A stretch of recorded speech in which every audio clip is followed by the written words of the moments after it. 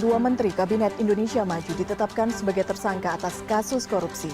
Kejaksaan Agung menyatakan terbuka kemungkinan akan adanya tersangka baru dalam kasus korupsi penyediaan menara BTS. Bank sebagai tersangka atas kasus tindak pidana korupsi dana kas bank senilai lebih dari 9 miliar rupiah. Assalamualaikum warahmatullahi wabarakatuh. Hai, perkenalkan nama saya Siti Khaira Akila. Saya berumur 9 tahun.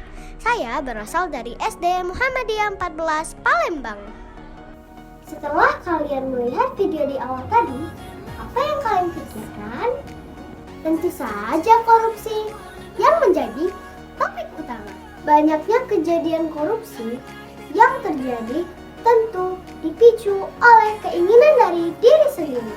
Apakah kalian tahu korupsi bisa merugikan banyak pihak? Dengan adanya korupsi, kita menjadi pribadi yang tidak jujur.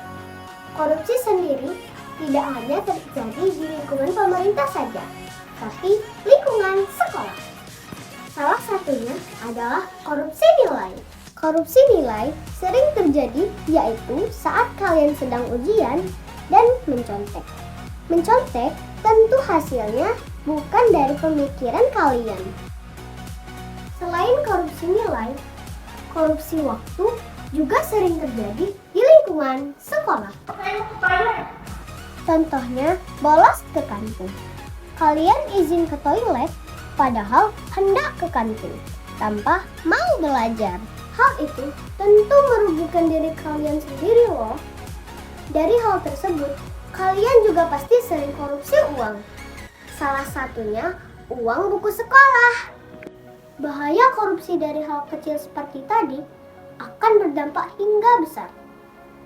Karena sedari dini telah melakukan korupsi, bahkan menganggap itu adalah hal lumrah.